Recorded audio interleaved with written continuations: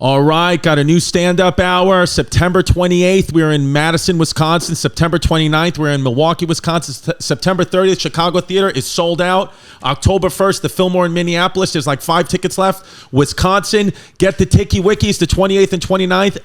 UK and Ireland, London. Second show at Bloomsbury Theater, almost sold out. Ireland, Dublin Hall, we are adding a show. Tickets are on sale tomorrow or today. Check the website. They might, they're on sale right now. Liberty Hall in Dublin. Second show added 10 p.m. October 10th. And then the next night in Belfast, October 11th at Limelight. All my other dates are up there, chrisdcomedy.com. But Wisconsin, get your tickets. UK and Ireland, get your tickets. Thank you.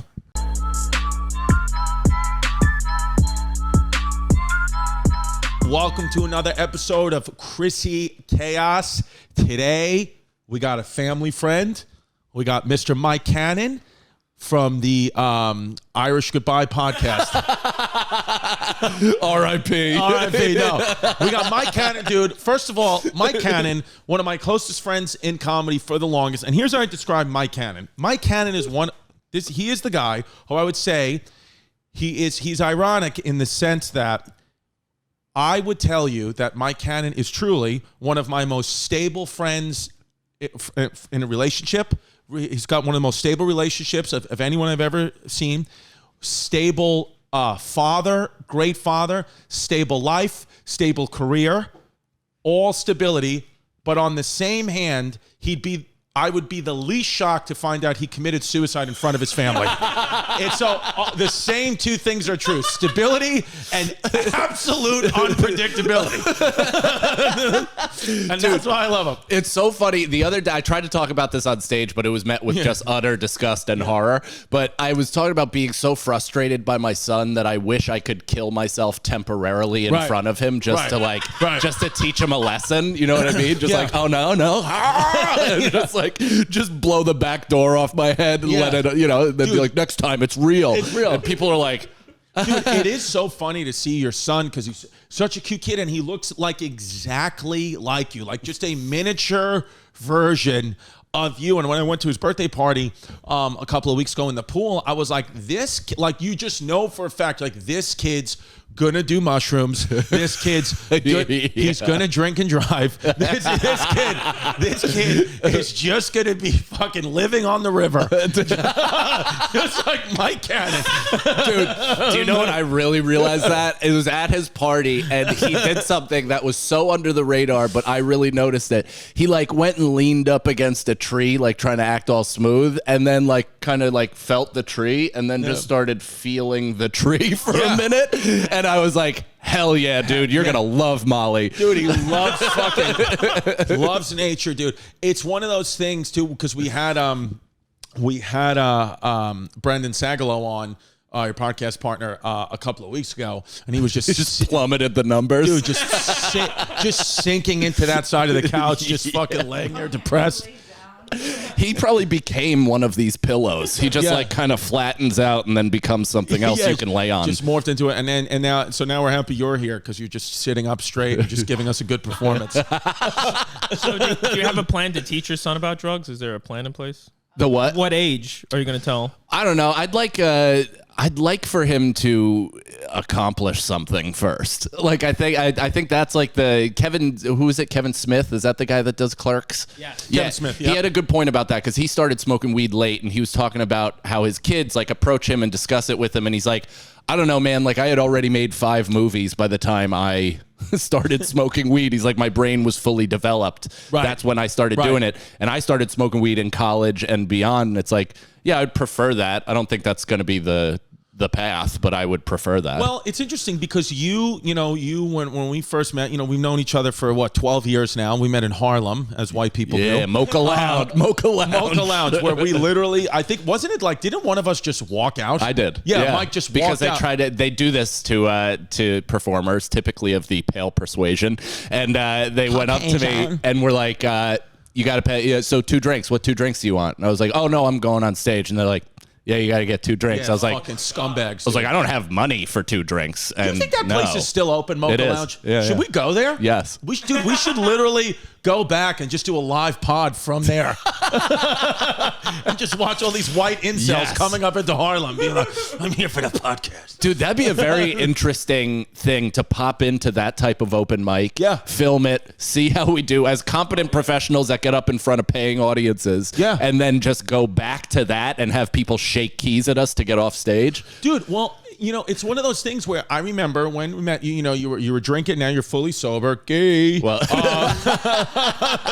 no. I'm alcohol sober. I'm Alcohol not fully, sober, yeah. but yeah, still smoke weed. But I remember like drinking and partying and all that was like a part of like what we all used to do. But I was more conservative, being like, I'll drink a little bit, but I was scared. The Catholic upbringing, the strict parents. I was like, I never want to do drugs. I never want to do that. But now, and we've been talking about this a long time. Now I like genuinely am like, why am I not doing psychedelics? Why am I not doing mushrooms? Why am I not doing ayahuasca? Yeah. I don't want to do cocaine or ecstasy. That has no interest to me. But why am I not doing natural stuff like ayahuasca and mushrooms? Like I watched Ron White on Joe Rogan the other day talk about his ayahuasca trip, and he did it for like 10 days in a row, and some like Did he do Peru? He did the I think full. he did Peru. Yeah. And he was just like, I can't like. He was saying like how happy he was to finally do it after his success, and he's older and his kids are grown. He's like, and he said he literally it got him to quit alcohol. He's like, I don't drink anymore now because something unlocked in my brain and then something else closed. Yeah. So he was like, I think you're doing yourself a disservice with how readily available ayahuasca is now to people, to like society. Is like, you should just see what it does to your mind, because the thing about ayahuasca is even if you have a horrible trip, it always ends. And it teaches you something, even if you have a horrible trip. Yeah. Is you're confronting your demons that you've been suppressing for a really long time. Yeah. I would recommend you just made me think of why I like the idea of doing it as an adult. And it's because if you do mushrooms as a kid, everything is already miraculous. Everything is already exciting. You're just kind of reinforcing your enthusiasm towards the world. But if you do it as an adult and your cynicism has been calcified and you're pissed off at the world and you can't believe how things are, and then you take this and you're like, I am a tree. It's like, holy shit, all this stuff. It takes you back to being a kid and reinstalls wonderment in your consciousness, where it is truly like it's been burned out by the world. Yeah. So it's like, as a guy that has 2.5, 3 kids. Yeah. Yeah, really 4. 4. Gigi Jerry's one of my children. I have a 57-year-old child. Yeah. She identifies as 6. She's like, one of my kids is my cleaning lady. But I think that's the perfect time to do it. Like I've done like mushrooms in passing recently, where it's like, every once in a while when I can kind of get it in. I did it at Dead & Co. The Grateful Dead with John Mayer at Citi Field, which I had an awesome time. But for the first hour, I was like white knuckling the entire experience. I was having a tough time. I got recognized a few times and I was just like flipping out. I couldn't handle it. Yeah. And then I'm just like battling demons and problems and being not nice to myself. And then they all of a sudden played Hey Jude, which was the song my son was born to. And I'm there with Nicole. It's our first concert since our son was born. And I just start hysterically crying, like weeping, to the point where the guy next to us, who's like dressed like he just played 18 holes and drinking beers and having a great time, like looked over, kind of was like, oh, this guy's going through it. And then just rainbows shot out of my heart, and for the next 2.5 hours I felt a euphoria that you can't buy. Like it was unbelievable. No matter what, you cannot get that without the help of that substance. I mean, I haven't. I have a really difficult time letting go and allowing myself to feel good, because I have a lot of really negative thoughts and just like guilt towards being okay. Right. I guess. Yeah. I don't know if that makes sense. Like I just don't feel worthy of feeling good. Yeah. And you shouldn't. Honestly, I don't think anybody should. Yeah. But mushrooms helps you kind of get to that place where you like can shake that shit off for a few hours, and then it also kind of extends past that. It's interesting because I think today's society, for some reason, it makes us feel, maybe it's the media, maybe it's social media, it makes it feel like whatever your circumstances, if you're doing okay, if you have money, if you have that like there must be something wrong. There must be something you need to repent for. Well, go help starving kids in another country then, or go where it's not enough to just be like, hey, I'm okay. I'm actually just okay, and like. You're only going to go around this planet once. We talked about this on the Chrissy Chaos. I forgot who said it. Was like, we're pretty much just like renting our time on this planet. So it's like, just if you're feeling okay for a lot of days in a row, like why should you feel any different other than okay? But I feel like society now puts pressure to be like, no, but it's not okay, right? Like, how could everything be okay? Every time you put on the TV, it's like, this is the worst time to be alive. There's war, there's famine. Everybody's, got a problem. And it's like, yeah, but maybe not in my life. Isn't that funny? It's like, this is the worst time to be alive. And then a commercial for like DoorDash, order a blowjob on demand. And it's like, what? This is fucking insane. Have you guys seen What's this? Here comes the shroom. Booze traded for psychedelics at weddings. So what does this mean? It's trendy now to not have an open bar, but to have shrooms for the guests. I'm kind of against this. I'm because the socialization of psychedelics is kind of against the entire point. The whole point is to be explorational, is to try to find out like what's going on, learning about yourself, facing trauma. I don't want to be like doing the electric slide next to my grandma while also then just kind of venturing out into the universe. Do you feel that? Do you remember the first time you ever did mushrooms? How old were you and where were you? It was post college. I was in the Hamptons. It's weird. I actually just talked about this for the first time recently to somebody because it wasn't recorded. Now it was not. It was not, and certainly wasn't being listened to by many people. It was Crew. It was your son. You're just talking about the first time you did mushrooms. Like, let me tell you, yeah, he's eating his boogers. Me and my buddies, and Nicole and our wives and stuff, we would get a house at the Hamptons every Labor Day. So like a house that had like 10 bedrooms, and we'd all rent it together, like 20 of us or whatever, and just have a great. It was probably Homeless Pimp's family home. He had a house. Imagine that. So the first time I did them, like everybody else, I was really scared. Like I was genuinely nervous. Sure, of course. Didn't know what to expect. I thought you kind of just enter another portal and you have no connection to your body or like ability to survive or protect yourself. So I'm like really reluctant going into it, but we did it at the right hour, which I always recommend taking it at like 4 to 5 p.m. during the day, but then while you can watch the transition of day to night, and then the trip takes you from all the way into night. Okay. Because by the time it got to night, I was laying on their 3rd floor sun deck, looking up at the stars, and the stars started electric gridding. So like almost like neon bar signs were connecting all of the stars, causing like almost like sacred geometry fractals, like all these different shapes opening up, expanding, showing depth of field, like really in my mind showing us that there's like a lot more to this than what we're currently experiencing at face value, that if you kind of just zoom out, this entire thing is very unimportant and we're putting a lot of stress and pressure on ourselves for very little reason. Right. And it was like mind-blowing because I had all these friends die. I had my parents break up. I had my grandpa die. My dog die. Like all of these kind of cynical events or events that cause cynicism. And I like when I no longer believe in God. Fuck this world. Fuck this shit. Then I took mushrooms and it just completely redefined my idea of what spirituality is or what my connectivity to other people is, to this world is, to everything. Right. And it allowed me to at least be slightly optimistic and know that stuff is out there. Like that way of thinking is possible. Yeah, I think everybody who I speak to or listen to that's taken some type of psychedelic, whether it be mushrooms or some type of psilocybin or ayahuasca, it says the same thing, that like they're all connected, like we're all connected, like you are the tree, you are the sky, it's all connected. But me not taking psychedelics, I'm like, how the fuck is that possible? How could I be a cloud, you jerk off? Like I'm at it's interesting how like you get to a point where, I just turned 38 a couple of days ago. Yeah. And I feel, thank you. And now I'm the same age as my waist size.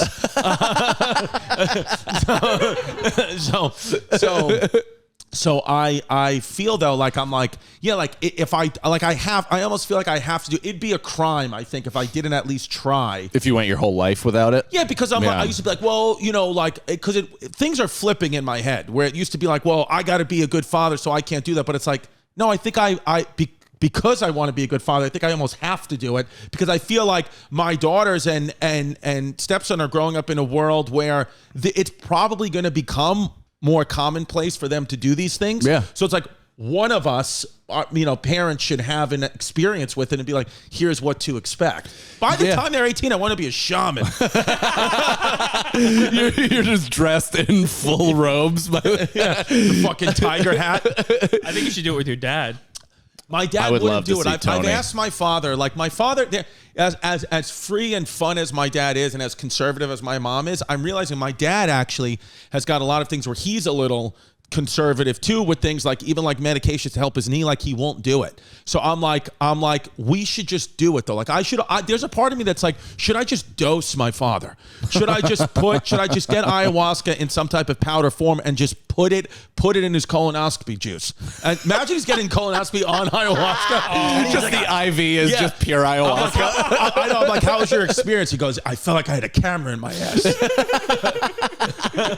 But what I would say to that, because I actually credit it with making me a better dad and giving me like a deeper sense of empathy and appreciation. Does Nicole do it as well? Or really more? She has, okay. but she doesn't ritualistically do it like I do, and probably thinks I'm somewhat of a quack for believing all that I do.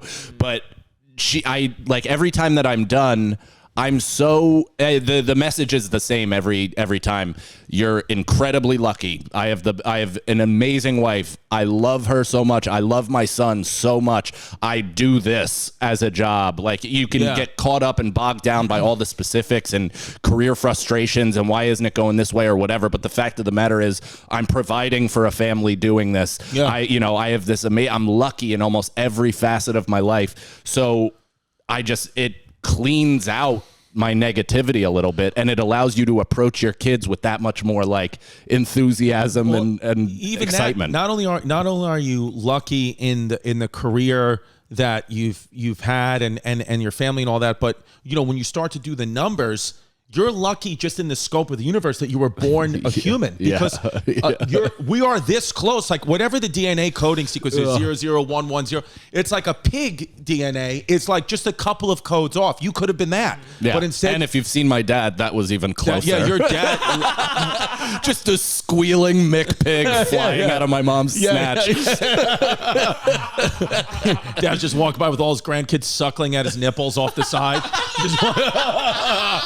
Dude, I would not be surprised if my dad had nipples lining his entire torso. It's so funny because your dad is again just looks like you, but just 6'3" and fat, and he's just sitting. He's just a fun guy. He's just there at Mike's son's birthday party, just shirt open, fat coming out. And then he just takes shirt off. He's like, "Who's going in?" And he just jumped into the pool with a plate of baked ziti. Dude, how psyched is my dad that he is not the family embarrassment anymore? Yeah, somebody has jumped him. My father-in-law has leapfrogged him in terms of like public event, family embarrassment. He's causing a scene. Dude, Mario is dressed like swimsuit Frank Rigatone. He's wearing an American flag swimsuit. Yeah. He's like has a mini constitution. He's telling all the women about why Roe v. Wade is unconstitutional. Yeah. Like all this insane shit. My dad's standing there like, well, look at me. Yeah. Dude, I was standing there eating a piece of pizza, like going to actually, like I had little pieces of pizza cut up to feed Violet, and Mario walks up to me, he's like, "What's up? Welcome to the party," and then elbows me in the chest. I was like, "Oh shit." He was like, "Yeah." I was like, "Woo." Yeah, man. Dude, so what we do on the show is we have a segment called I Am Poppy. Yeah. And we talk about, a lot of times we don't have fathers on, but we talk about different parenting strategies or different things that happened with my kid or your kid throughout the week. Okay. Last week, okay, we're sitting I'm in bed.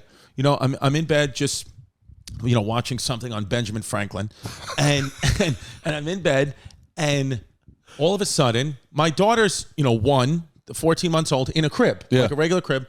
We hear a loud she was crying. She's been crying, going through sleep regression, which is when a baby's like 14, 15, 16 months. Sometimes she was sleeping like a rock. We put her down at 8 p.m. She wakes up at 7 a.m. Like we were actually getting like golden sleep, like fully functioning.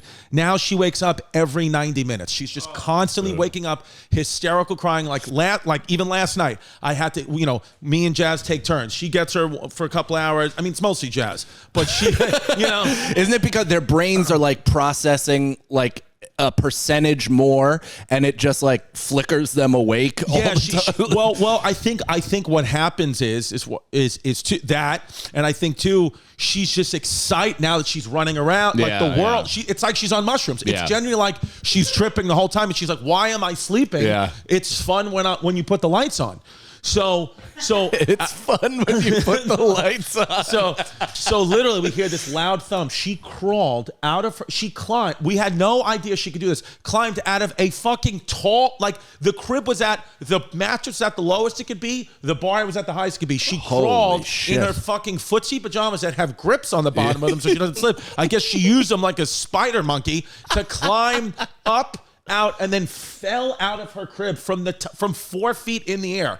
Slammed her head. Yeah, this is how we woke up to see her 2 days ago. Now she's coming out of her. So now we've made a toddler bed. But look at that crib. Imagine the gate all the way up, and she somehow climbed out of that, and she was laying on that carpet. She didn't lose consciousness. When we heard the thump, she was like, "What?" I thought it was like somebody broke in. So I was like, "Jazz, you got to go check that out." You just throw her the bat. Yeah. I was like, I have shows in San Francisco. I was like, genuinely, my career is like really starting to pop now. I can't be killed. Not yet. So she's like, no, it came from the baby's room. So then, of course, I was like, oh shit. So I go in there and I flick the light on, and she's like going like, owie, owie. I'm like crying and like running towards me, but she was up, she was alert. So we call the pediatrician at like, this was like midnight. And, we're asking all these questions, they're robotically asking you questions like, does the baby have a head injury? Is she bleeding? No. Is she conscious? We're like, yeah, she's like screaming into the phone. They're like, was she wearing a helmet? I'm like, no, she's not Evel Knievel. She was sleeping in her crib. And so. Did this start in Disney, or is this connected to Disney? This was after Disney. Okay. So yeah, I was still exhausted from Disney. Oh my God. So we're back in New York though. This was the day after we got home. So they say you got to take her to the ER. So we take her to the ER. And, she's fine. Like, she's genuinely fine. And then she wouldn't, like, she kept squirming out of the emergency room. So I had to just let her be like, letting me walk up or down the hallways. But, like, you're in an active ER. Like, people running by in stretchers. She runs into somebody's room because the doors are just open. She runs into somebody's room, and it's a doctor telling this 19-year-old girl, she's like, yeah, you have fibroids on your uterus, and you probably can never have children. And then, I swear to God, the girl puts her hands in her hands and is crying. And, Violet comes in and she goes, ba, ba, ba, ba, ba. Because that's what she's doing. She's been trying to mimic Whitney Cummings, ba, ba, ba. So she goes, ba, ba, ba, ba, ba. And then I'm sorry. And then I take her out. Meanwhile, she's giving like an old Puerto Rican curse to get her to get pregnant. Like heals her womb. Then there was this kid sitting with his mom. The mom was like, like Muslim kid, and Muslim mom's just sitting there. And the kid was like in so much pain. I don't know if he had like a kidney infection or something, but his mom just went and got him like a bag of Doritos, and she's like opening up for him and giving to him, and Violet runs up and puts her hand in the Doritos and knocks them all over the floor. And I was like, the mother was like, yella. And I'm like, I'm so sorry. I'm like, I'm so sorry. I was like, this kid, I was like, I didn't know like what to say. I was like, she's actually from Afghanistan. We found her in a mountain. Yeah, I found her, in the war. And so it was like this whole thing where I was like, but like, the people were like, the emergency room was like, the baby's cute, the baby's fine. They looked in her eyes, she was fine. But it was one of those things where I was like, how the fuck did she get out of this crib? And now I've been debating, like with Jazz, I've been like, what we need to do is I don't think she's ready for a toddler bed yet. She's only 14 months old. Now she's going to come out of the room and fall down the stairs. Right. So we have her like encaged in. There's like, now it's like an obstacle course somehow. There's a gate in her room. There's a gate in our room. There's a gate at the top of the stairs, which I guess is fine. But I'm like, why not? I was like, let's just put a tent over the crib where she can't climb out. Like put some type of device, like one of these lights that homeless pimp has in the corner. Just put one of those over the top of the crib where she can't get out. And it's like been this thing, this like point of drama with me and Jazz where I'm like, not real drama, but I'm like, this is the way it should be. And she's like, no, I'm the mother. I'm telling you, she's ready for a toddler bed. And I'm like, she's gonna fall out of the toddler bed. The first night she had the toddler bed, she stood up on the toddler bed and went to take a step off and fell off the fucking toddler bed. Yeah. And I was like, she doesn't know. She's a fucking too. I really respect motherly intuition. I really do, because typically they are very correct. Yes. But there are times where they allow the confidence of being right a few times to cloud their overall judgment, because Nicole will do something similar where she's like, I'm the mother. Yes. Like, it's in my DNA. I got this. And I'm like, yeah, I don't know if he should be like wielding a knife. Yeah. Like, and she's like, it's good. He's good. And then I'll like cut off his knuckle. And I'm like, well, look at that. It's just what I think. I like the idea of all those gates, though, because if she does hop all of those, then just sign her up for American Ninja Warrior. Yeah, like, just get her in the Olympics immediately. Well, now there was a picture up that Pimple put up where Jasmine posted a picture of Violet sleeping on the floor. Then we came in to check on her like 2 nights ago, and she literally had gotten herself out of the toddler bed, cried, because it gets to a point where as a parent you can't go to them every time they cry at night, because they're just trying to get picked up. So that you'll be stuck in this sleep cycle forever then. So we have to just let her cry it out, and now she just sleeps on the floor like she's Mike Cannon's dad. Honestly, the amount of pictures of me I have in that exact same position when I was drinking, just forehead to wood. That's funny. Like, we should post pictures. Is this my 15-month-old baby or some Irish member of Mike's family? Look at this. A Hooters waitress taken into custody for allegedly dipping hot wings in her vagina on and off her period to rude customers. Yummy, yummy in my tummy. At first, they're like, I asked for no blue cheese. Honestly, I would not have an issue with this, and the period is what throws me off. Yeah, that's rough. Just because that is one way to get monkeypox. I don't. If she was just dipping it in and out of her vagina, I mean, yes, I'd be upset, but I'd be like, I'll go back. That's gotta suck for her though. Could a hot wing in your vagina? That can't, dude. That can't feel good. Her pH balance is bananas. Like, she has the milkiest pap smear of all time. Yo, leche, pap smear is leche. Dude, but see, here's the thing. Do you go to, I guess you do go to jail for that. What's the difference though? Okay, putting it in, what's the rule? Because I guess because it's blood. But like, what about a hair in my food? Can I be like, you're going to prison for a hair in my food? When it's voluntary, I think it's different. Well, this was done with malice. Yeah, I guess. I wonder if you were caught though, like, for argument's sake, just trimming your hair and then sprinkling it on top of a salad. That's probably not grounds for jail. But that involving blood is like, that's like trying to cause bodily harm to somebody. That's fucking It's a nuts. feminist protest. I'm asking this question. It's free bleeding on my wings. I'm asking this question for a friend. If you invest in an investment property with a friend of yours, and then they make and there's an illegal apartment that they make in the basement. Sure. And if that basement sets on fire and the people die, will you go to jail for murder for that? You're going to jail. You're going to jail for that 100%? No, you're good, dude. You're good? No, it's not me. It's my friend that told me to ask. Yeah, oh, no, your friend's good. My friend's good. So, but what happens if they die of a fire in a legal apartment? In illegal? Like, it's legal. Like, it's fully legal. It's just there's a fire and they die. Am I responsible for that? That's a great question. Like, it just started because the people working there were lighting, from what my friend said, they're just smoking cigarettes off the stove, and they got drunk and left. Like, it's not my fault. Not my friend's fault. I think you're in trouble. Yeah, but if the apartment's, it depends if it's legal or illegal. If it's illegal, even if they fall down and break their ankle. Yeah. I think you're better off asking somebody from Chinatown about this because the amount of tenement deaths that they've had to deal with over the years. Level with me, all right? We've all been in a situation at some point in our lives when we're a little tight on cash, okay? Maybe you could only afford to put a few gallons of gas in your tank, or you got another save the date, or are wondering how you're going to afford a gift. That's where Dave can help. Okay, hindsight is 20/20, and you cannot change the past. But what if you could get a little help from your future self? Maybe you'd ask to borrow a little cash. Now you can with Dave. Thank you, Dave. You are the banking app that can help you get up to $500 instantly with extra cash. That's more money to fill your tank, buy that wedding gift, or catch up on your bills. There is no interest and credit check needed.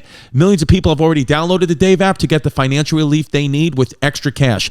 Download the Dave app from the App Store right now. That is DAVE. Sign up for an extra cash account and get up to $500 instantly. For terms and conditions, go to dave.com/legal. Instant transfer fees apply. Banking provided by Evolve. Member FDIC.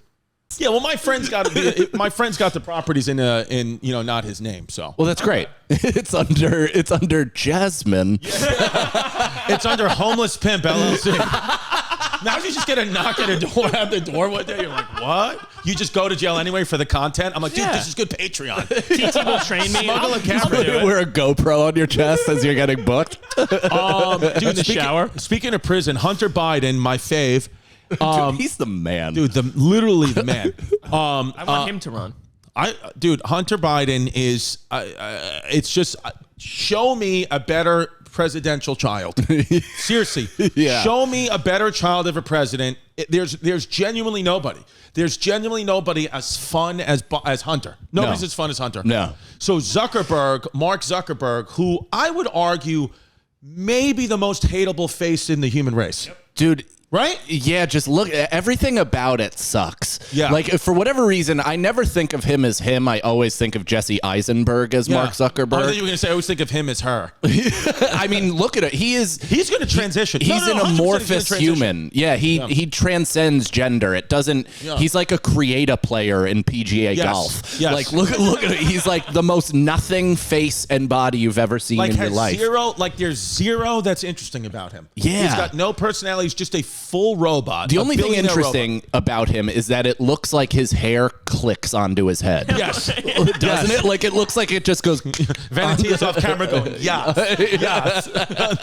Yes, it does look like his hair clicks onto his head. Yeah. Look at that. By the way, go up for a little bit. Hunter Biden and Joe Biden used to be hot. Have you ever seen Joe Biden was a handsome guy. And now Hunter's like fully on crack. Do you know I don't know, I don't think you were working the Comedy Cellar yet. One of the girls in the Hunter Biden photos, like video month, used to come into the Comedy Cellar weekly. She was one of Sharad's gals. Actually, yes. I bet. I knew it. I mean, Sharad 100% has access to like the Trump piss tape. Like, there's just something. Sharad is interconnected in some real nefarious shit. Dude, I mean, literally, he's awesome. And so Zuckerberg is saying that the FBI were the ones who suppressed the Hunter Biden New York Post laptop story that it's all. No one was able I to think say now, here's how you know it's real. And it may still be the media manipulating, but even my mother, who believes that not a single Catholic priest molested a child. She's like, they wouldn't do that. That's right? great. Like, it's all lies. That's great. She's like, I'm telling you, who's writing those stories? The Jews. So even my mother, who they killed our Messiah, now they're trying to kill our priests. Like, she believes the news. She grew up like the news tells the truth. Blah blah. Even she is like, I don't believe the media anymore. I think she's told me she believes the FBI probably hid the story. Sure. She's like, I think there is a conspiracy all the way at the top. She's like, the COVID. She goes, now the monkeypox. None of it makes sense that it's all happening back to back to back. Right. It doesn't make sense anymore. They're getting it's either they're getting lazy or we're getting better at kind of recognizing the patterns. I think it's probably a bit of both, but they are getting lazier with how they roll out the misinformation. Like, it's just such an onslaught that, I don't know, somebody like me who has gotten like just news fatigue, basically, with just getting beaten over the head with new information that kind of just completely contradicts with the other information. So I just I'm hands off. Yeah, I don't want any more new info. And also, but like, what was on the laptop that was like government involved? Like, just the nepotism stuff? Like, just because he got a job that he wasn't really deserving of? Hunter Biden stuff? Yeah. I think he did. Because politically, what does it have to do with anything besides the fact that he's his son? I thought he did a deal with China. Ukraine, right? Or it was something like that. Like, that's why we're giving all this aid to Ukraine. By the way, speaking of, I saw a really funny thing in Disneyland. There was a guy in Disney, and we'll talk about it, wearing a shirt, and I fucking wish I got a picture of it, but it happened so quick, wearing a shirt with the full Russian flag. Wow. I was like, that's hilarious. That should be our new merch. Yeah. I just think, like, you know, and granted, all of that stuff sickens me, like people just getting unjust work. Sick about it. It just really sickens me. But nepotism has been around since the dawn of time. Let me tell you something. Anybody you've ever seen on TV that's famous for any reason probably is the result of nepotism somehow, some way. Or got their brother a job on that fucking the lot. Just what it is, you know. Like I remember like having a conversation with my mom, being like, I don't believe any of this stuff about Ellen. I'm like, are you out of your fucking mind, Mom? Why do you believe these people? The New York Post. The New York Post cited a purported email from Hunter Biden in August 2017 indicating he was receiving a $10 million annual fee from a Chinese billionaire for introductions alone, though it is unclear who was involved in the alleged instructions. I understand why this is a problem, but why is it a problem? Yeah, I mean, I get why it's a problem. Well, they're saying because finder's fees. If this came out during that last election. Yeah. So right, because what Bill Maher was saying is that it's pretty clear, and Bill Maher, who's a Democrat, is saying he believes it's pretty clear that they suppressed the story to get rid of Trump. I think that a lot. I think we can admit, whether you liked Trump or not, I think you can. There were definitely actions taken to get him out of office. 100%. But this to me is like the OJ shit, right? Where they did the evidence was there in front of them. They had the case. And OJ was clearly innocent. They could have won the case had they just gone through without trying to also then control everything, put certain things over here, and like basically fuck up the entire case. This seemingly is the same thing where it's like, why doesn't any politician be like, of course I got my loser kid a job. Yeah. That's what this is. Yeah. Like that's exactly what has been happening for all of time. That's what that is. Yeah. Let's talk about what we're really talking about and let that go. It's like the fact that they're like, this is nothing and paying money to suppress the story makes that, it sensationalizes the story and immediately makes it a bigger deal, justifiably. Because it's like, why are you then covering it up? Why are you paying money for people not to find out about this? Yeah. What the fuck is going on? Yeah. People who I think now what's actually going to become cool for politicians to do is to tell the truth and pull the curtain back, because we all know now. For forever history was like, oh, we just assume that, they were all philandering and they're all liars. But now it's like we have like video evidence. So now it's like if you go out there and you're like, yeah, this is what it is. This is the world. I think that actually would be better. I think the candidate who comes out and honestly tells the truth about what's going on will get my vote, and that's Ron DeSantis.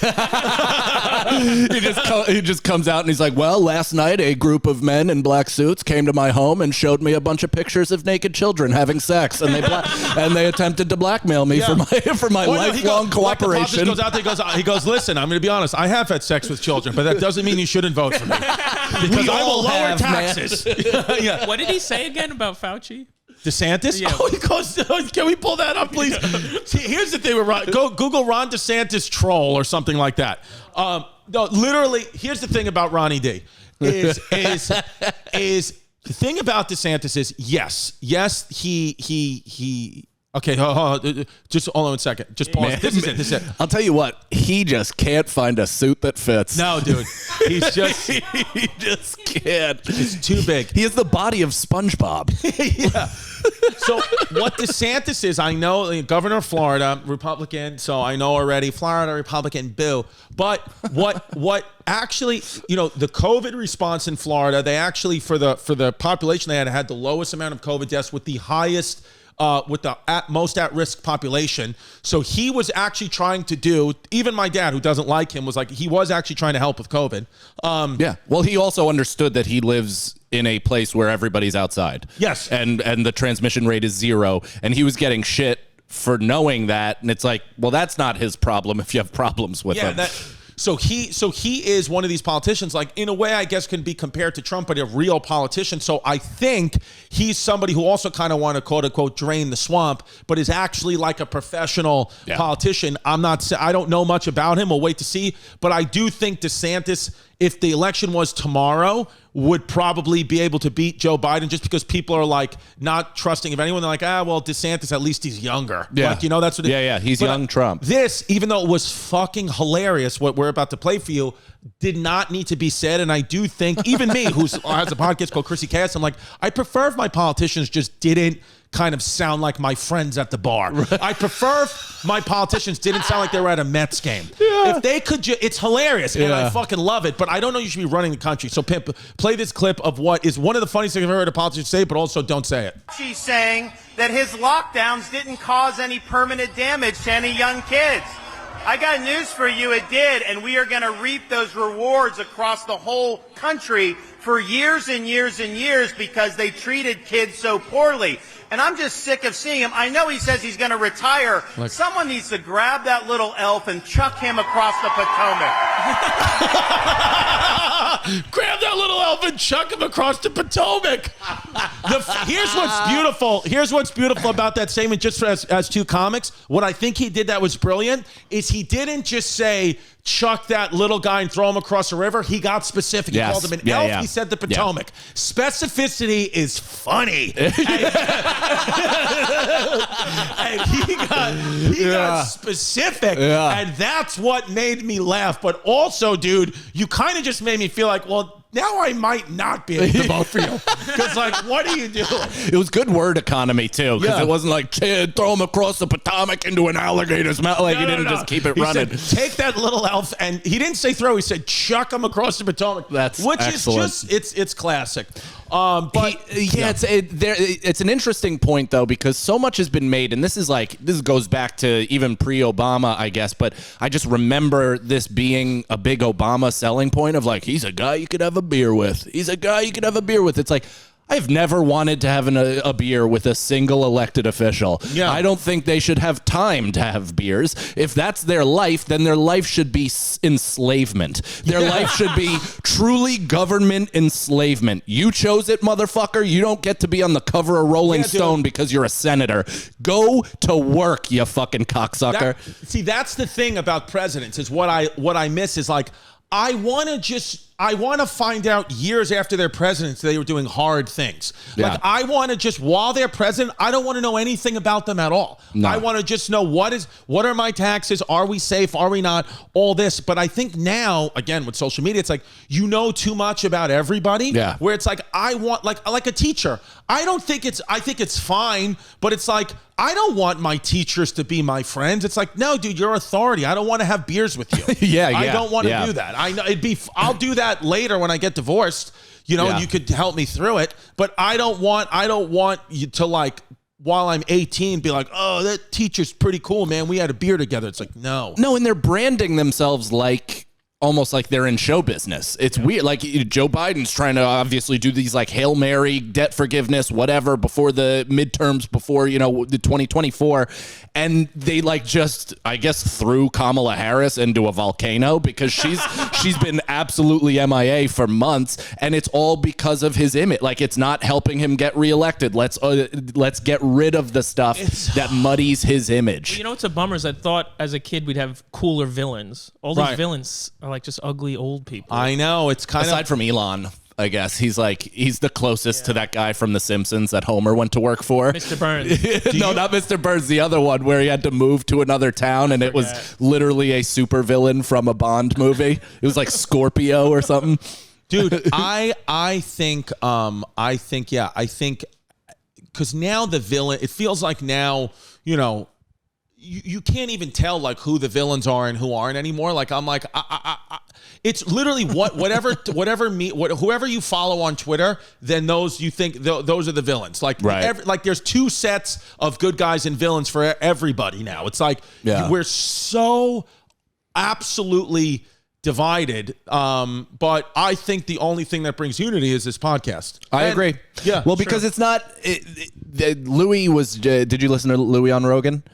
Like just the clips. It was great. He has this one really good point about social media that also kind of then takes into, you know, it expands further, but it was about comedy and about how he's like the people that buy tickets, they've invested to be a part of the experience. So they are a part of my writing process, where I don't necessarily have to take their advice, but their expression, their reaction, whatever, they are a part of my process. So I then take that into consideration when I write. He's like, anything outside of that, people complaining on Twitter or Reddit or whatever about you, it's like not only none of your business, but it's professional hunters. Like they are hunting to try to hurt. That's their whole thing. Right. And he's like, and they didn't pay to be a part of this. Right. So they're irrelevant. So checking in on them or even seeing what's going on in that world is super, it has nothing to do with you, and it hurts your brain. Right. And the algorithm itself, once you then check in on that stuff, it sees what you're interested in, and it continues to replay things that may hurt you just to feel. Right. So you're basically causing your own echo chamber of self-harm. Right. So I was like, man, that is such a great fucking point, and something that I'm constantly trying to get away from, because I find myself pulled to attempt to find negativity, to try to find like something, like a reason why I'm feeling confused or hurt or whatever. Literally yesterday, I Googled Chris Distefano piece of shit question mark. and I just wanted to see like what, if anybody was saying anything. Yeah, and there were a few. Yeah.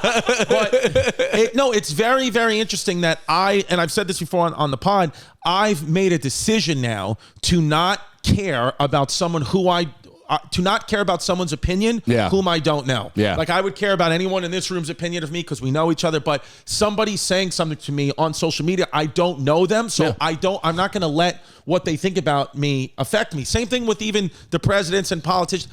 I don't know them. Right. So I'm like, I don't know. All I know is I've tried to make my world smaller. I think you constantly hear on TV, oh, big, care about the problems all over the world. It's like that. No. Small. Keep your life small. And then of course, anybody that comes into your life, treat them with kindness, respect, all that. If there's something you can do about it, do it. But it's like you kind of have to worry about you and your home first, because this is just the way it is. Like I feel, you know, now, by the way, now, you know, we got Venetia running the Twitter, and now we got a new guy, Brian Morton's running the Instagram. So you guys can stop sending pictures of your feet, whatever. Venetia is not on the Instagram. Just send him to I am Mike Cannon. Just forward him on over. The only time Venetia responds is if you say something DM and I don't like it, then I respond as me, but I tag it Venetia. I'll say I do not appreciate that response, and you can go fuck yourself. That was a good bit. Venetia.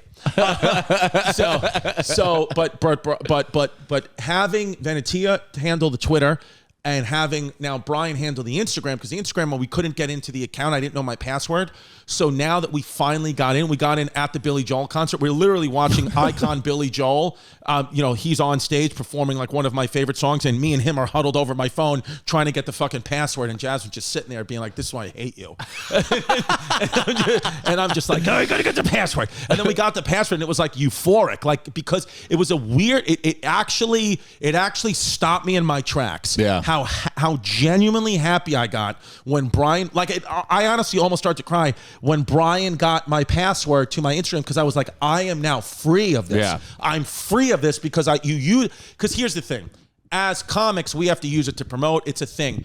And I understand, like, a person who's not in entertainment, you know, you use it for the news, you're with friends. But, you know, when you have thousands of followers, you have to understand how many people every day who you don't know can get into your life, get into your head. Our brains, the human brain, is not designed for this. Yeah. It's not designed. It's overloading, overheating. So when I got out of it, I've looked at my Instagram maybe twice since Wednesday, where I would look at it twice every 10 seconds, like constant. Now I'm still addicted to the phone of the algorithm, you know, of like, you know, how what was that documentary where they talk about how they designed the buzz and like all that's I forget what it's Vegas, called, but yes, you know, Social Dilemma, Dilemma, on how they design it like Vegas, like it's all dopamine hits to go like this. That's why Instagram is a certain way, and that's why Zuckerberg is scum to me, where it's like, you are absolutely playing on whatever the addictive qualities of the human brain is. And you have to start to ask yourself, like, how much money is enough money? Sure. Like, I feel even at my level, I'm not even fucking close to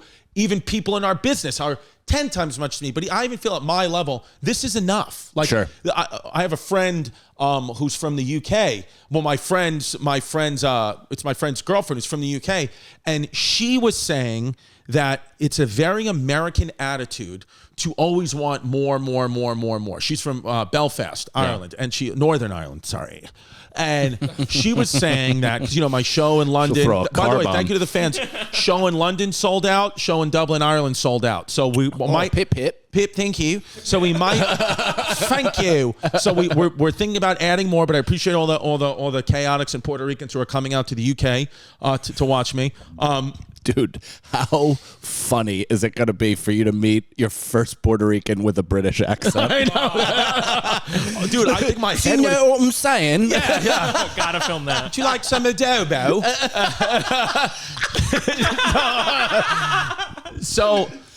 But what I was saying to her was, I saw her yesterday and I was like, show sold out in London and Dublin. And I was like, we'll probably add them. And her, like, very initial, like, not even being catty, she was like, why? Why would you add?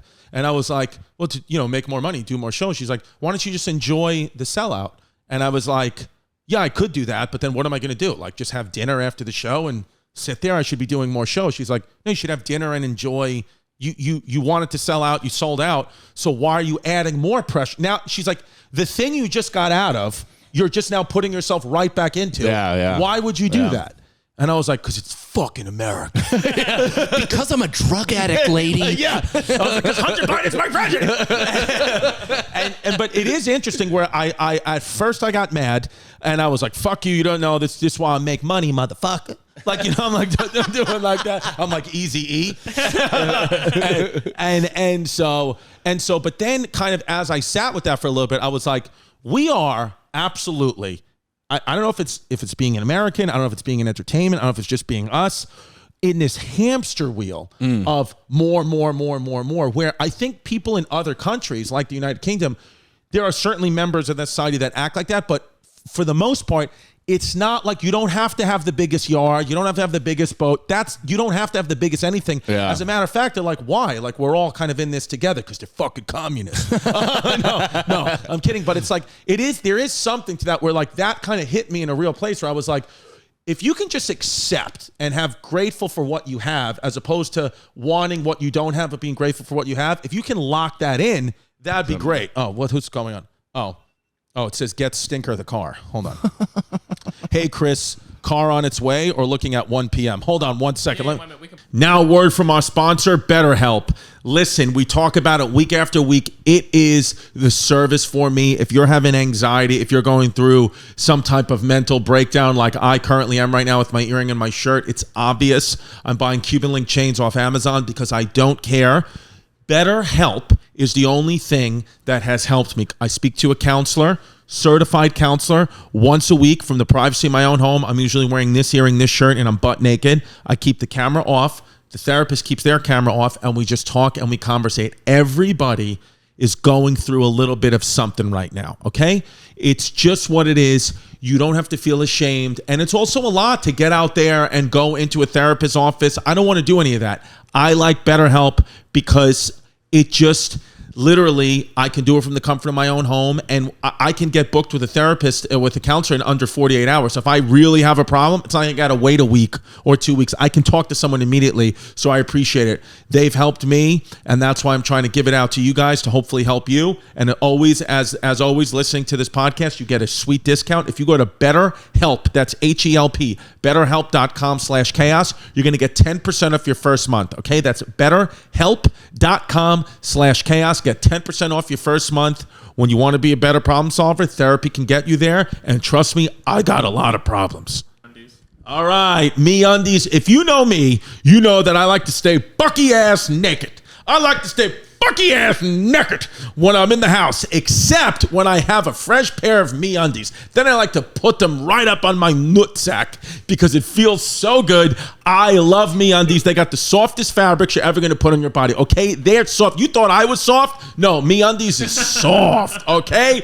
It's unbelievable. I sit on my couch all day and I just live my comfiest life while my family walks around awkwardly, and I'm saying I'm not moving because my nutsack is nestled beautifully in MeUndies, okay? And MeUndies, we have a great offer for the listeners right now. For any first-time purchasers, you're going to get 20% off plus free shippings and returns. All you got to do is go to MeUndies.com/chaos. That's MeUndies.com/chaos. 20% off your first order and free shipping and 100% satisfaction guaranteed. Plus, enjoy up to 30% off virtually everything we make. Free shipping, returns on every order, early access to new launches, and exclusive members-only sales when you join the MeUndies membership. Go get a monthly subscription to MeUndies just like I have it, and it is awesome, baby. I'm telling you, your genitals will thank you. Hey, can you hear us? Hello? Yeah, can you hear me? Hey, yes, what's your name? I'm Alexis. Hey, Alexis, you're here. You got me, Chrissy Stefano, and this is Elliot Page. Oh my God, this is the coolest ever. Where are you calling us from? I'm currently living in Florida, but I'm a New Yorker originally. I've been in Florida for like 2 years. What do you think of Ron DeSantis? I'm not answering that in public. Yeah, she loves him. That's what. Now, are you Puerto Rican? I'm Honduran. So Whoa. I'm half Hispanic, half white. My dad's a white New Yorker. My mom's Hispanic. Oh my God, a little Honduran cutie. That's a mainland Puerto Rican. Yep. Do they have ayahuasca in Honduras?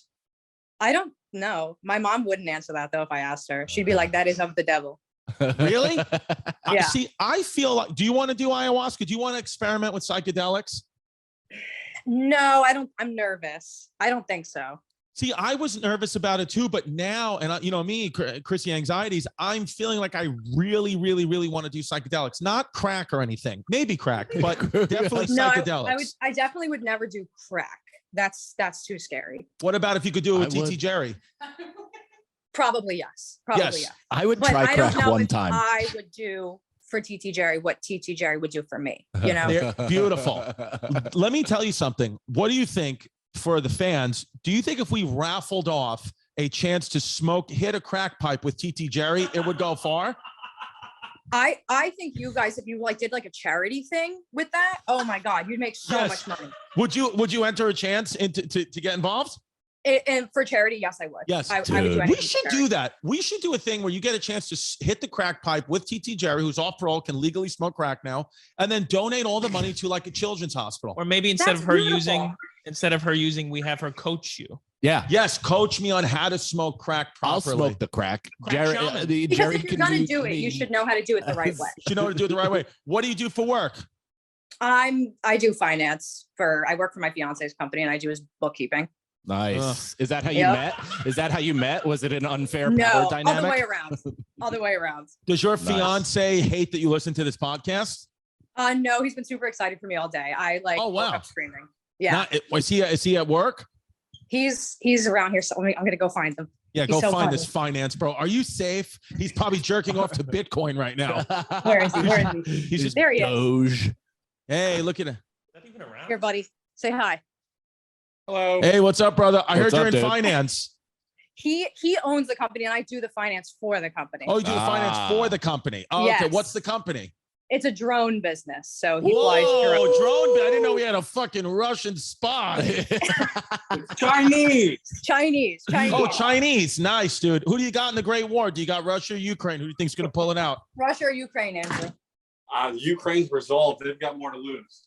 Yeah, nice. I think, Ukraine, the porcupine, they call that country. They're very tough to roll over. But I think Russia in a nail biter. No, Russia, yeah. Russia's got the manpower advantage, right? They do. Russia has the they can throw more at it. Yes. But, what? Oh, yes. Okay. So Venetia is now off to the side saying we need to wrap it up. Wrapping it up. Now, do you guys have kids? Speaking of wrapping it up? Not yet. We're not. Give it 3 years. Give it 3 years. 2 years. Give it 1 year.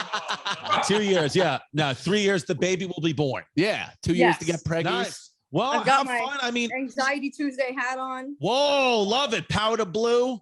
Your hat matches Pimp's pants. Perfect. Perfect. Well, that's amazing. Thank you so much for being a fan. Thank you for making drones. It's what we need right now. Yep. What part of Florida do you live in? Naples, Florida. Okay, Naples, Florida. When we come down there, you're going to come to a show and we're going to get Venetila, store your information. We're going to give you a free Tiki Wiki to the show. Oh my God, that would be the best day ever. Thank you guys so much. You guys, my favorite podcast. I listen to it all the time. Thank you so much. Keep having protected sex for the next 2 years. We'll do that. Thank you so much. Bye, guys. All right. Thank you, guys. Bye. Bye. All right, let's do one more. That was so funny. 2 people already lined up. They're already in the waiting room. Okay, good. Let's do it. All right. Tampa Tony Socks is this guy's name.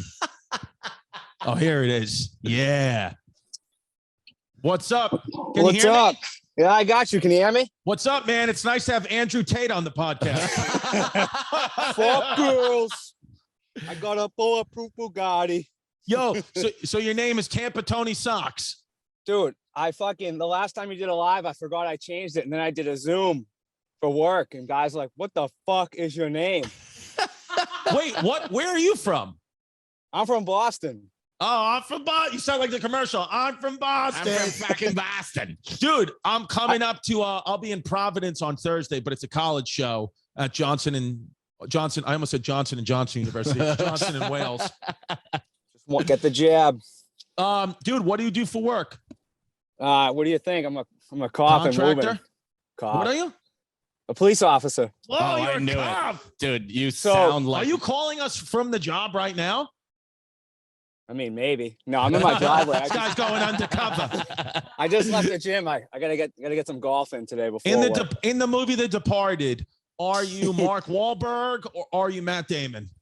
I would say Mark Wahlberg, but I don't have abs. I'm a little flabby and I got puffy nipples like you, so definitely not Isn't Wahlberg. puffy nipples the worst? I don't know if it's like because I'm Mediterranean, like Italian, or if it's the pro hormones I took in high school. Venetilla just flipped her hair. When you said Mediterranean, Venetilla went like this. Venetilla just started making yogurt. I thought I smelled grape leaves. I hate grape leaves. I'm sorry, V. Are you Greek? No, I'm Italian. Oh, Italian. Okay, Mediterranean. Yeah. Okay, because so, Mediterranean's like, yeah. So I drove up to New York. Usually you think of Greeks and sea bass. Go ahead. I was the jerk off sitting in the front row at the communion chains. Oh, you what? Wait, at what show? Speshy Weshy. Oh, you came to Speshy Weshy. I had the communion chains on. Dude, I remember you, man. That's fucking awesome. Show sucked, didn't it? Yeah. Hated my performance that night. You know what sucks? I went with my ex. She's my ex now, so I can't even watch this stupid fucking thing anymore. Oh, your heart it breaks your heart to see her. So I did some research because the last time I saw you asked me about Native Americans, and I said Inuits were a tribe. Right. You made fun of me that those are fucking Eskimos. So it's only right we do a little. This guy's been hanging on. Let me tell you something. Dude, let me tell you something. What I'm feeling in my bones right now. I'm feeling that we're about to record a suicide. Go ahead. He's gonna pull his gun. I'm like, they are a tribe. Dude, I love it. He's Chrissy Memories. He's like, I was front row at your special, kid. And this other thing you said years ago really stuck with me, and I've been struggling with it. I have. So what do you have to say about Inuits and Eskimos? So we can do a little Chrissy Distefano if you'd like. Let's do it, dude. It applies to Staten Island. Let's do it. Wait, what'd you say? Right. It applies to Staten Island here. Okay, let's do it. All right. We can play that. What do you do, though? Who am I when we start giving facts and you got to guess who it is? Let's do who am I? Yeah. All right. Oh, this starts off pretty bad. I'm going to read the bio here, but this already sounds horrible. They first saw a white man. The white man, it actually says, around 1500 AD. First cited by the guy behind the bridge, Giovanni Verrazzano, in 1524. Lenape. You're so smart. Dude. Is it the Lenape? You're so fucking good. That's what it is. Yeah. This is why this kid does what he does. I knew it. This is why New York's better than Boston. When are you coming back to Boston? I'm going to probably come back. I don't know, actually. Maybe in the wintertime. Come back. Will you get Tiki Wikis again? I got all new material now that you've heard on podcasts. Yeah, I probably heard it all, but I'm in. Yeah, but you've heard. Let me ask you a question. Do you give a shit? Like if you came out, I don't it give a won't be fuck. the material from the special, but I don't give a fuck. you don't I'm give a still gonna fuck, be right? there. You just No. want to come hang I'm out. gonna- Well, when you I'm gonna deliver bring it for some- stage, it's different, It's and different. It punchier. is. I'll bring some peanut butter bombs over there for you. Yeah, and bring another one of your ex-girlfriends. Dude, imagine she the hates name me. Red Sox derives from Native Americans' feet in the snow. Dude, go have a good shift today. Keep protecting the city of Boston as the police officers have always done. All right, I'm gonna go hit the golf course. I banged out today, actually. All right, I'll see you later, bro. Puppy nipples. Dude, that guy's accent was the shit. That was the best.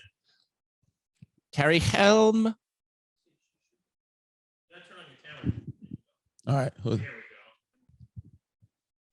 Can you hear us? Hi, Hey, how are you? Welcome to the Chrissy Ads podcast. What's your name? I'm Carrie. Hey, Carrie. Where are you calling from? So I live in Jacksonville, Florida now. I'm on break. I'm in my Jeep. Nice. Jacksonville, Florida is not fun, right? I mean, I live by the beach, so it's all right, but I'm waiting for you to come here. To Jacksonville? I actually would Yeah. like to come to Jacksonville. You know that Jacksonville is one of the biggest, I think it's one of the biggest cities geographically in the country. It's huge. Dude, this is why you're such a success, is that you start off being like, Jacksonville sucks, right? She's like, nah, it's, I live right near the beach. You're like, I can't wait to be in Jacksonville. It's politician shit, right? I can tell you what part to stay away from. Yeah, the demeanor never changes. You just, in the same cadence, you just change the tone. All right, Jacksonville, Florida. So where you said you work in a doctor's office? What do you do? Oh, I work in an attorney's office. Oh, close. Yeah, close. Anybody? You ever have a client come in and go crazy in the office? No, we don't deal with clients, only over the phone. So that's good. Do you have a life partner? No, I'm single. Whoa, the guy who Help was me on. out. Help me out. Yes, well, the guy who was on before, he's a cop from Boston. He's single too. He has puffy nipples. Are you into that? Wow. I mean, no, not really. Oh, I'm sorry. I didn't know Jacksonville was a bunch of snooty bitches. Do you know what would be a good Patreon idea? Is The Bachelorette, Chrissy Chaos, and have one of your Patreon members be the Bachelorette, and then have other people vie for their. Pip, I think, had an idea with TT where he was like, make TT the Bachelor. That's a good idea. Yeah, we have to. Let me ask you a question, babe. Would you, if we did a raffle to get a chance to hit the crack pipe with TT Jerry, would you enter into that? Who, me? Yeah, to just smoke one hit of crack. That's all. Just one. Yeah, sure. Don't tell my job though. No, we wouldn't tell them. You'd be a client. A little sip of crack. So what's the plan for the day? What are you going to do today in Jacksonville? Well, I'm originally from Carteret, New Jersey, so I'm a Jersey girl, born and Why'd raised. you move to Jacksonville then? Family, they retired and came down, so it's gorgeous here. It is. It is. Oh, you have Don't a question go- for don't- me? What's your question right. for me? I have a would you rather. Oh, yes. I love it. Would you rather? Me Go too. ahead. Would you rather wear stilettos to every show the rest of your life? You have to wear them every time you go on stage. Okay. Or be trapped in a room for 24 hours with the song Tiny Bubbles playing with actual bubbles blowing the whole time. I'd rather wear stilettos for the rest of my life because I was going to do that anyway. So I would say stilettos. What would you do, Mike? Yeah, I mean, first of all, your ass and thighs and stilettos would be like true Minotaur shit. Like that would be outstanding. Yeah. And similar for me is I've been looking to kind of take my career to the next level. So I'd like to wear some 6-inch Stilettos. heelys. Yep. What about you? What would you rather do? Stilettos. Hello. Hello. Oh, could I convince you, instead of me going to Jacksonville, you to just come back to Carteret, New Jersey and just get the fuck out of Jacksonville? I'll be back in Jersey, Carteret, in 2 weeks. So I have a show in Montclair, New Jersey in October if you want to come up for that. Are you flying me in? Come through. Bring a pumpkin spice latte. I mean, what are you guys doing in Jacksonville in October? The Jaguars will be losing. Their season. I'm a Jets fan. Are you a Jets fan? Oh my God. Wait, I'm a diehard Mets fan, and I want to know what Pete Alonso smells like.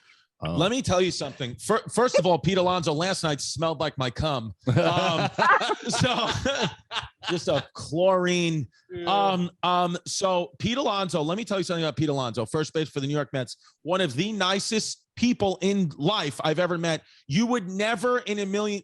He does not carry himself like one of the best first basemen in the league. Like, he is so down to earth, so nice, so cool. Like, I bet you if you didn't know sports, like the 10th thing he told you about himself would be that he plays first base for the Mets. He's such a humble, cool guy, which makes me think something horrible will happen to him in his career.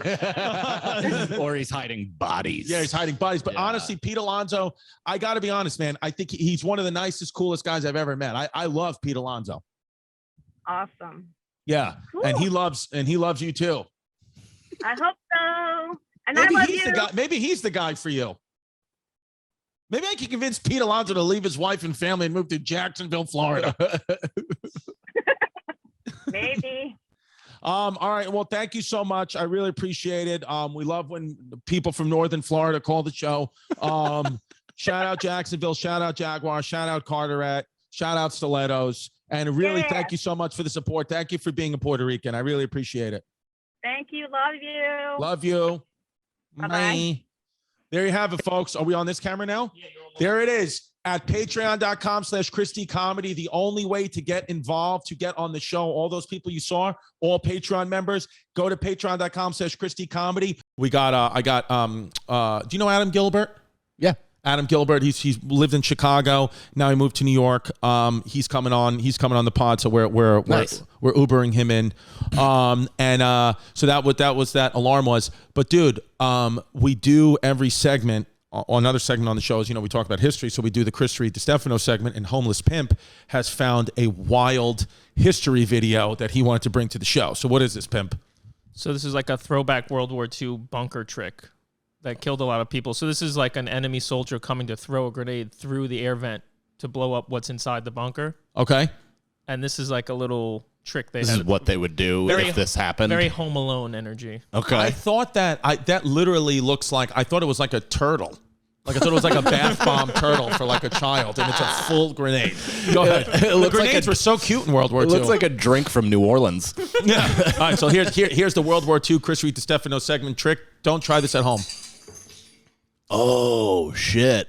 So you throw a grenade thinking it was going to go in an enemy bunker, and it shoots right at your feet. Oh, that's great. So you're saying that like an enemy would do that. The enemy would sneak up and then that soldier would just blow themselves up. What an asshole. So they would have dummy fence. What a dick you must feel like as you're just shivering there alone with half your body on the other side of like half your body a mile away. And you're like, what an asshole I am. You look down and it looks like your shins have been through a paper shredder.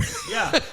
Yeah, and then like your family, like, your wife's like, well, how'd he die? And you want it to be like some heroic thing. Like, he blew himself up with the enemy bunker trick. With the old enemy bunker trick. Kevin McAllister from the Allies.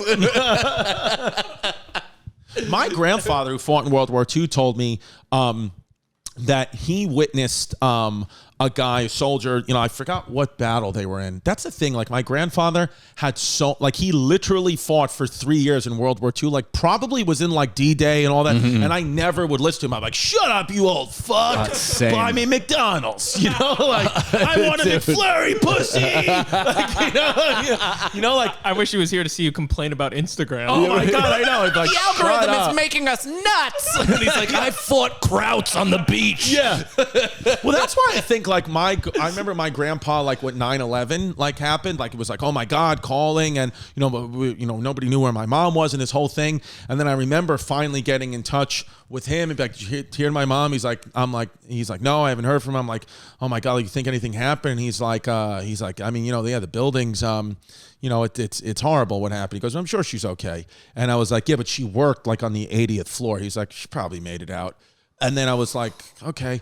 And then I remember him just being like taking like a little bit, like a moment. And, he's huge. We used to talk about baseball all the time. And he was like, do you know what the Yankees did last night? And I was like, wait, what? What do you mean what the Yankees did last night? Because I think him fighting in World War II, living through JFK's assassination, like those people are like, yes, it's horrible. Anything that's horrible. But they're like, I also like, my grandpa's probably like, I also had a part in dropping a nuke on Japan. Yeah. Like I murdered it's like hundreds of thousands of innocent people. Grandpa, I don't know what the Yankees did, but I know Osama bin Laden hit back-to-back home runs this morning.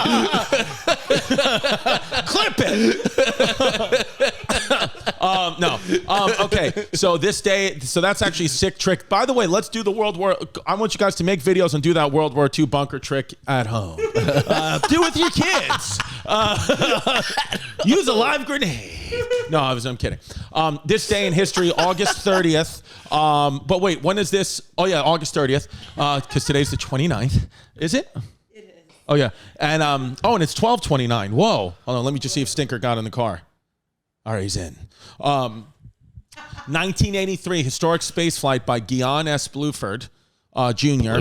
U.S. astronaut Guion S. Bluford Jr. became on this day in 1983 the first African American to travel into space, serving as a mission specialist aboard the Shuttle Orbiter Challenge, and later flew on 3 other missions. He's the first African American to go into space. Second one was Kid Cudi.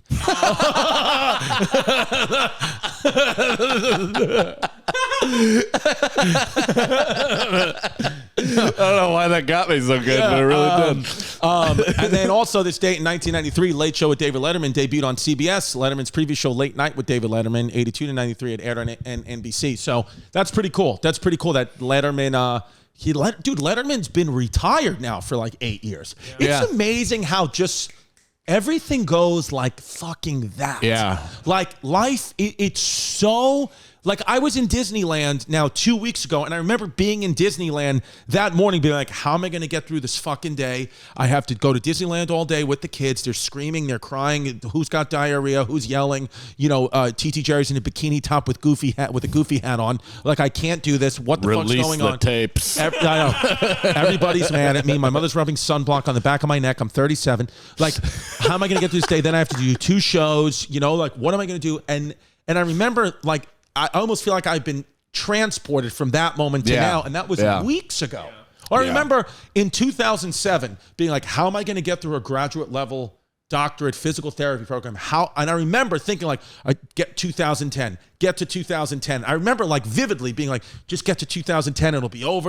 And that was 12 years ago. Like now, like it's just like nuts, dude, it's like you're gonna get transported to your death. And like that's what it's gonna be. As you get older, you feel like time passes quicker, right? Quicker, man. Especially having children. Yeah. Quick. It goes so quick because every day is just like boom, boom, boom. Think of things to do with the kids. Boom, boom, and then you're like, it's over. Dude, and even being away for a weekend, like getting home yesterday from Chicago and seeing my son after 3 days, I'm like, you're bigger and doing different shit. Yeah. Like already. Yeah. It's fucking nuts. Dude, yesterday it was so funny. My wife's cousin, one of her boyfriends came in. He's like a young kid dressed like Schultz. He has like bright colors on, like, really feeling himself. He has fucking like highlighter color Yeezys. And he walks up to my kid and he's like, what's up, Crew? What's going on? And Crew looks at him and goes, your shoes are horrible. And I was like, yes, that's the boy. He's got that cannon rage. Yeah, dude, I've never seen him have like such unearned disgust on his face, but I was so proud. It was amazing. I fucking love it. Dude, do you know anything about Leonardo da Vinci? I know everything about Da Vinci. Do you know seriously? No, but I mean, what do you know? I have read Da Vinci Code. I've read a few of the books, like his autobiography picture Greek books. Pedophile Tom Hanks. Dude, so Da Vinci, who's from Vinci, Italy, That was awesome. That's how it's listed in the phone book. Yeah. Dude, that's the thing is once you have kids, you can't not do dad jokes all the time. So Da Vinci, everybody knows about Leonardo da Vinci. He's Italian, all that shit. But the things that are wild about Leonardo da Vinci, dude, this literally made like the hair stand up on the back of my neck. So Da Vinci, everybody knew at the time he was like a savant. He probably was on the spectrum, like 100%. No doubt about it. Most of the people who were famous back in the day had autism. That's what it was. That was their superpower. Currently still. Autism. Up to the 90s. People were like, that Jerry Seinfeld's funny. It's like, yeah, he's got burgers. Yeah, that's what it is. Yeah, when he's waiting in the green room, look at his notes. He's like this. Yeah, and dehumanizing every other young comedian around him. That's because of his spectrum. Yeah. So the thing is with Da Vinci, we'll read some fun facts, but the thing, again, that literally... He was an apprentice, okay? Oh, do we have the guy's name with the paint? Okay, so this guy Verrocchio, who Leonardo da Vinci was an apprentice for, okay? He was an apprentice for. He literally worked under him, and when you were an apprentice for in this time, you couldn't really do like I just tell you what to do. I'm the main painter. You're Da Vinci, the apprentice. Just do what I tell you to do. Out of nowhere, one day, Leonardo da Vinci's like. They're painting the picture they were painting. What was the name of it? Venetia? The Annunciation. So basically, what they were the name of the painting was the Annunciation, which basically the painting is the angel telling Mary, Mother of God, I'm about to impregnate you. Yeah, with this big old angel dick. This cock with wings. Yeah. Could you imagine like it's not an immaculate conception? It's like literally the angel came down and just banged Mary. I mean, that's kind of, I think, in a darker side of that story. It sounds like she got raped and kept a secret. I know. So what happened was Da Vinci asked the apprentice Verrocchio, "Can I paint the angel? I just want to paint the angel." And he was like, "You know what? Sure, paint the angel." At the time, the type of paint they used in that time was a certain type of, whatever. Let's say acrylic. It wasn't acrylic, but whatever type of paint they used. Lead-based. Yeah. Lead-based. Well, no. Da Vinci, Da Vinci used, it was lead-based, but Leonardo da Vinci used light brushstrokes and no lead, which was very, very weird because everybody was using lead at the time. It was just the common thing to do, but he decided just for this angel, to use no lead. And then 500 years later, when you x-ray that painting, the angel disappears under x-ray the painting, as if to say, you've just been immaculately conceived. So they're like, how the fuck... like, is that just random luck? Yeah. And also, almost every Da Vinci painting that you look at has some kind of demon head in it when looked at 3D. If you look at it and you turn it around with modern technology, it's got some type of demon face in it. It's like the face that flashes in The Exorcist every once in a while. That's terrifying. So many people believe that, they think like, he's on Ancient Alien episodes, like was he an alien? Right. Because a big part of his life is unaccounted for. Like he's just unaccounted for. They don't know where he was. Yeah. He had, no real last name, which is like, like who is this guy? Right. Like, left-handed, which it means he was gay.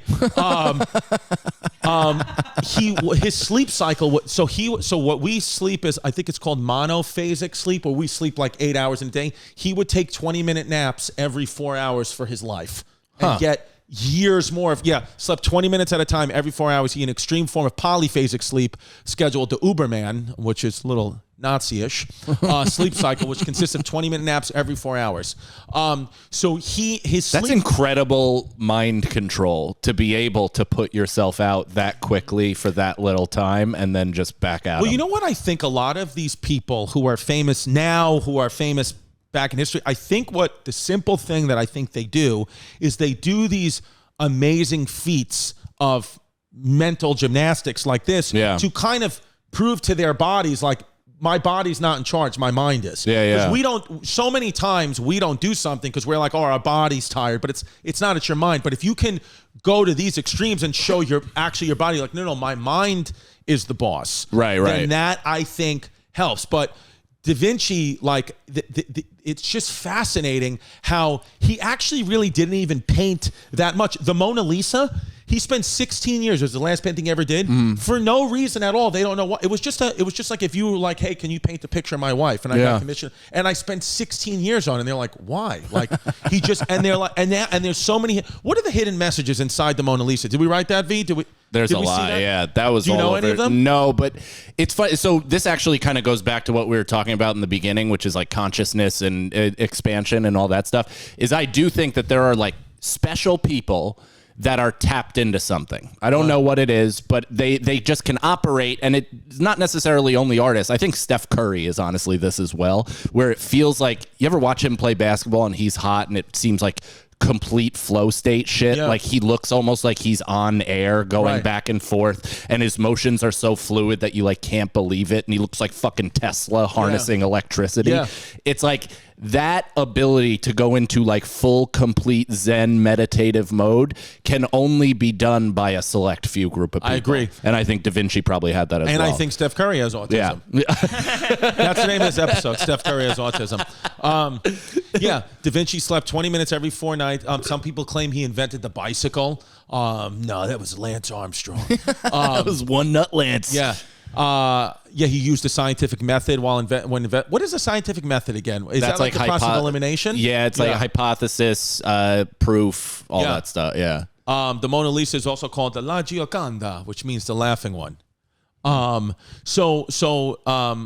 Oh, I didn't know this, actually. Leonardo da Vinci was very famous for his paintings while he was still alive. And they say the inventor that he was insane. Like he invented like the first models of an airplane, a helicopter. That's crazy. Dude, the helicopter, I think the model of the helicopter, I believe, was invented after they found his drawings like 300 years later. They found his drawings somewhere, and I think because dude, he had like he knew like about like pressure and like how to like make like pressure, like he understood like pressure if you put a lot of force. What is it? Diving suit. Right? He understood gravity and all of that stuff before people. How did you understand that? I mean, parachute. Look at all these things. The parachute, the ornithopter. Do you know what it's similar to? Also, ancient Egyptians is how their pyramids were so tapped into the math of the universe, and how it's like basically graded off of the stars, and certain like light hits the fucking pyramids at perfect, and it goes down, and you could get like cable or something inside of one of the sarcophaguses. I had a friend. We were in Montauk. This was 2 weeks ago, and he's big into conspiracy. He goes, "Do you know why the Egyptians were so good at pyramids and making pyramids, and why you can't figure out why they were so good at these things? Because they all walked around barefoot. They were grounded into the earth." That's what he said. He said they were all. He was like, it's literally like if you're not walking around barefoot, you're not. It's like a cell phone not being charged. He goes, they were just charged. I was like, there's a lot of people that believe that. Wrong answer is the reason they made the pyramids is because they were barefoot. That couldn't be a worse answer. Well, we've read it on the show that in the South for years there was a worm going in people's feet. That's why people were slower there. Really? Yeah. No shit. I don't remember that. Yeah. I can bring it up. That's wild. Just a worm going into their feet. Because they were barefoot. I think there's also something to say about people's minds being able to explore weird thoughts when they're not bogged down with television and like phone shit. I thought about that too. I was like, we're such a distracted society that maybe it simply was they figured out the cosmos and all that because they were looking at the sky all day. Like we're not looking at that ever. We're not. What is that? This is the worm. How a worm gave the sound. That looks like a fleshlight. I was going to say, that literally looks like Mike Cannon's fleshlight. That couldn't look more like a vaginal opening. Yeah, that is. That is labia majora. The South. So there you go.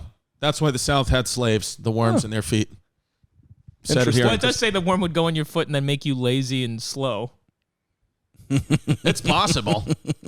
I mean, Nectar Americanus. The amount of jokes that I just passed up on in that moment. I was like, good for you, Mike. Good for you, Mike. Look at this. Better known today. Look, it says blood-sucking parasites. Better known today as Democrats. Where are you going to be? Where can people see you? I have a new special out, actually. It's a crowd work special while I was on edibles, 150 milligrams, if you're asking. No, I don't think that's a tremendous amount. It's just a lot for me. I'm a pussy. I'm all that. Whatever. It's just me fielding questions from anonymous internet people. It's called Mike Cannon's Huge Mistake, youtube.com/Mike Cannon Comedy. Pimp took some of the pictures. It was just a super fun night. That's what I'm promoting. And I'll be all over the road. I'm in Texas. Next week, I'm Dallas, Austin, Fort Worth. Then I'm doing Florida. I'm doing Fort Lauderdale, Orlando. I'm in Greensboro, North Carolina, San Diego, LA. I'm all over the map. And MikeCannonComedy.com. Fucking love it. And here's the scenario, the pod. That's it. Here's the scenario. Go check it out. Brendan Sagalow and Mike Feeney. The real worm. All right, go check out Mikey. Love you guys. And we got new merch. We got new merch. ChristyComedy.com. We got new merch. The show's in San Francisco. We will be bringing the fog shirts, the free opening gay shirts. Yes. San Francisco, September 8th to the 10th. It's almost sold out. Go see what tickets you can get. London is sold out. Dublin is sold out. Thank you guys so much. Still tickets available for Minneapolis, October 1st. We still got tickets available for Madison, Wisconsin, and tickets available for Milwaukee. Chicago Theater's almost sold out. You get seats in the back. So go to ChristyComedy.com for Tiki Wikis. Belfast, October 11th, still tickets left. Go check it out. We will be adding shows, I think, in the UK. If I can get over it depends on my mindset. If I want to have a UK mindset or a USA, go fucking get it mindset. But either way, I will smoke crack with Hunter Biden.